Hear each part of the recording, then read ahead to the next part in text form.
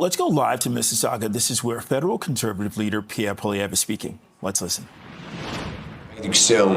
En appliquant les freins sur le système d'immigration libéral et finalement un pays plus autosuffisant. And finally, a more self-sufficient country by adopting a Canadian Sovereignty Act. This will open up our country to other countries to come and invest here with the quickest construction permits in the world for ports, pipelines, natural gas plants, hydroelectric projects, and also by eliminating capital gains tax on funds that are reinvested here in Canada. That's our vision, and we're willing to work with anybody to achieve that vision.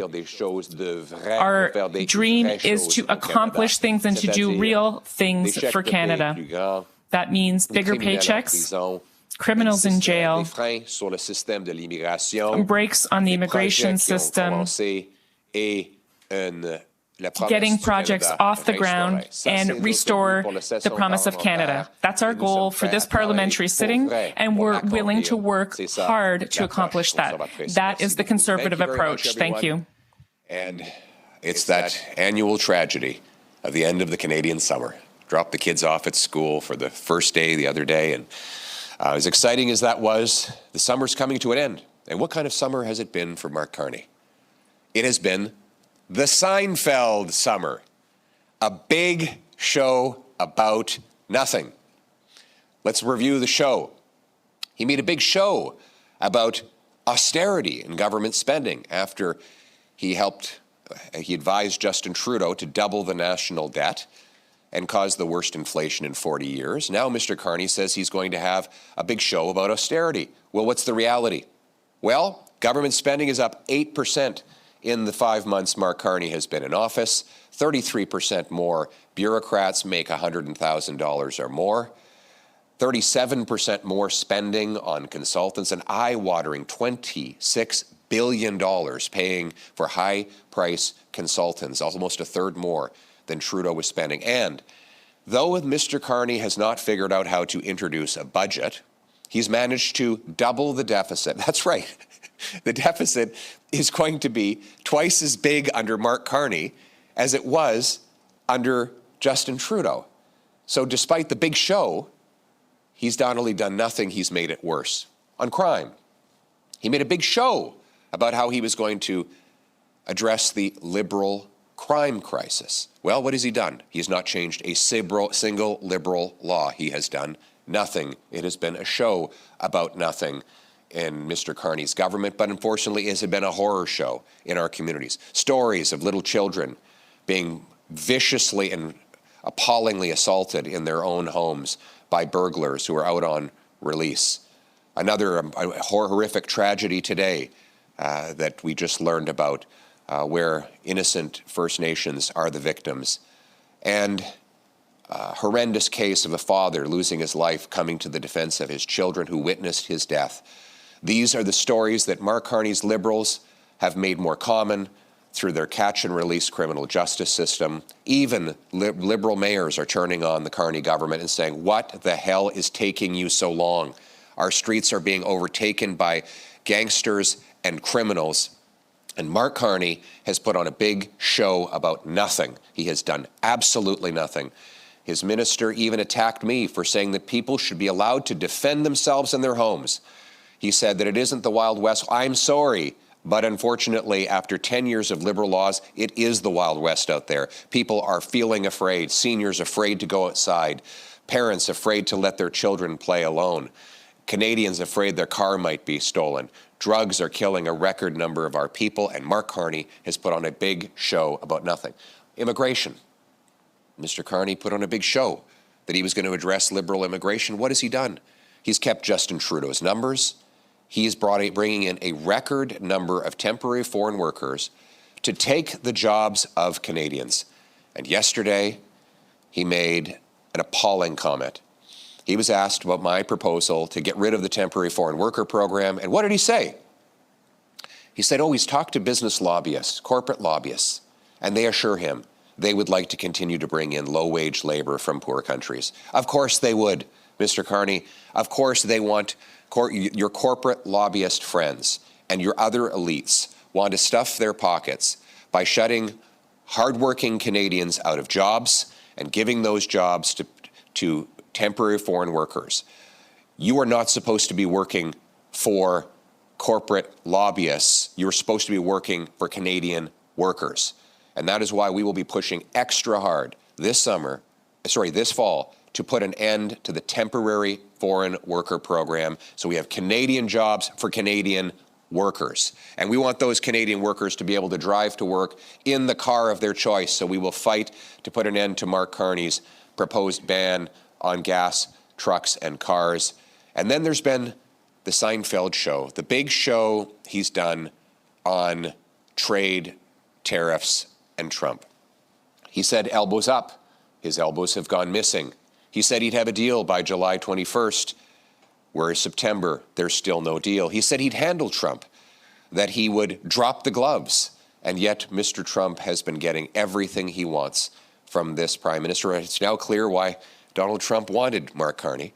Mark Carney backs down and gives him everything he wants.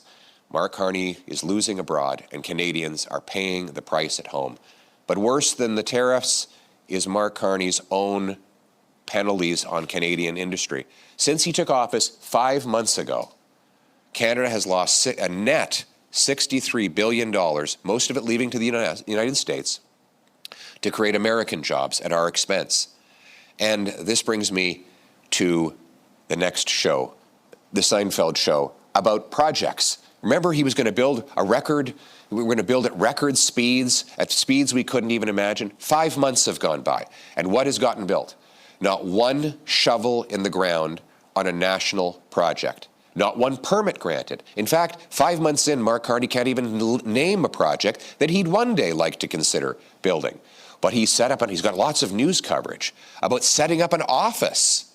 He's set up an office that will one day hire people, bureaucrats, who will one day receive applications for projects they might one day consider approving to one day begin construction.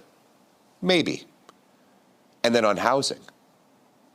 By the way, that's all happening while Canadian pipeline companies are building pipelines in America, creating jobs and energy opportunities for American workers that they say, these companies, they cannot build here in Canada.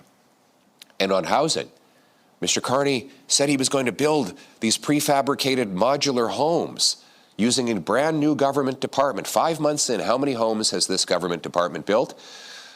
You guessed it, nothing.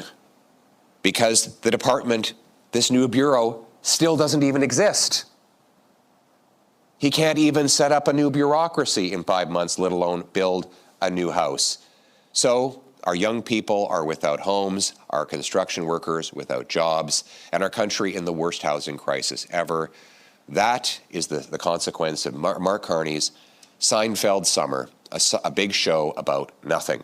Conservatives want enough of the show business, and let's get down to real business.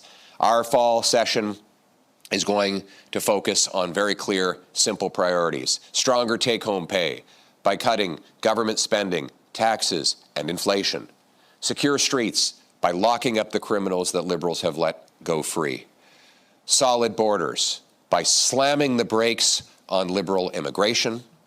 And a self-reliant country by passing the Canadian Sovereignty Act, a bill we encourage the government to take from us and put in place. It is a bill that will make this the fastest place on earth to get a permit for a mine, a pipeline, an LNG plant, a nuclear facility, a port expansion. It will open our country for business. It will axe the capital gains tax when you reinvest money in Canada. Let's bring those hundreds of billions of dollars of investment Liberals expelled back to Canada and unlock an incredible boom that will make us strong, self-reliant, and secure in a country where people can pursue their dreams and get things done.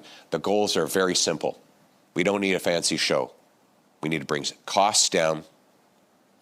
We need to slam the brakes on immigration, lock up criminals, get shovels in the ground, and paychecks in pockets. Those are our clear priorities, and that's something. Thank you. We'll now proceed to questions. Please state your name and outlet. David Lau with CBC News. Mr. Poilievre, how do you think the government should balance austerity and investment?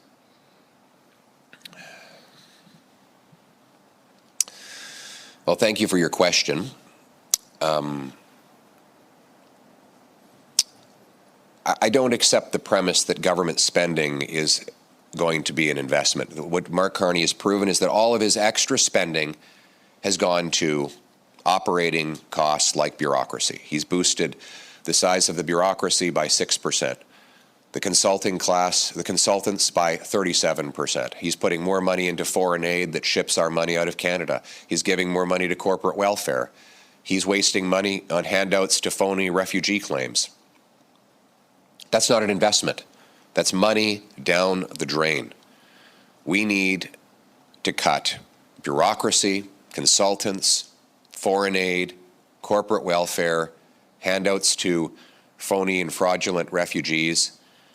We need to bring in a dollar-for-dollar law that requires the government find $1 of savings for every new dollar of spending they bring in. That's how single mothers, small businesses, and seniors balance their budgets.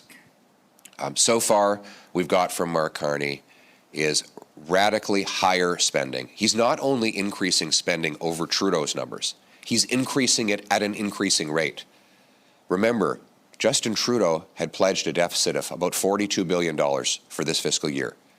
Mark Carney, without even introducing a budget, might be as much as 100% above that. So nobody should be talking about Mark Carney's austerity. Everyone should be talking about his hypocrisy. He's doing exactly the opposite of what he said he would do. Yes. Thank you. Second question. Yes, Mr. Poilievre, David Menzies with Rebel News. Yes, David. Mr. Poilievre, literally as we are speaking right now, just a little bit north of this hotel in Vaughan, a funeral is taking place for Abdul Aleem Faruqi. As you know, this is the 46-year-old father who paid the ultimate price in defending his family against home invaders. And yet yesterday, York Regional Police Chief Jim McSween, he held a news conference and he said a couple of things. One is that he wants citizens to comply during a home invasion and wait for police to arrive. He also said, quote, not to take matters into their own hands, end quote. It almost seems as though Chief McSween wants law-abiding citizens to be compliant victims.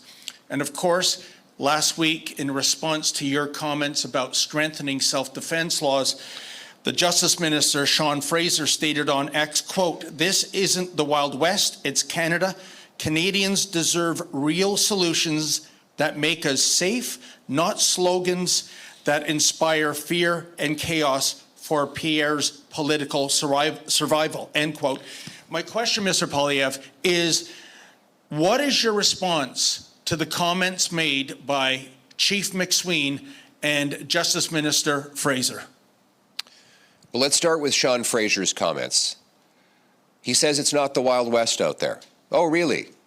Maybe he should talk to Mr. Faruqi's family, this courageous and heroic man who came to the defense of his children, children who will be traumatized for the rest of their life by watching their father mercilessly killed by a criminal who should be in the slammer. And I hope that those children will, as much as their lives are going to be much more difficult, I hope that as they get older, they understand the true hero that their father was. I'm sure he didn't want to be defending his family. He wanted to be sleeping in bed like the rest of us, but he did it because of the instinct of a father to stand and fight and defend his home and his family from an invader. He shouldn't have had to, but liberal laws turn criminals free on our streets again and again and again. The Liberals have known this for years. Police officers, mayors, community groups have been crying out for an end to the Liberal catch and release criminal justice system. And yet Mark Carney, who's been Prime Minister for 5 months now, decided to go on vacation before ever reversing those laws, and made an even bigger mistake in appointing Sean Fraser as his justice minister, a man who first ruined the immigration system as the immigration minister under Trudeau, and then ruined the housing market as a housing minister. And to give him a third chance to screw something up, Carney has put Sean Fraser in charge of this. It's no wonder crime is raging out of control. My message is that we want to end the Wild West, lock up the criminals and throw away the key. 3 strikes, you're out. You 3 violent offenses, you go to jail and you never get out. And I'll add this. People have a right to defend their home. Your home is your castle. Someone comes into your house and threatens your family, you should have the right to take force against them to defend your family. That's what Conservatives propose with the Stand on Guard Act, and that is what we will fight for in this fall session. Thank you. Okay, we've been listening live to federal Conservative leader Pierre Poilievre in Mississauga.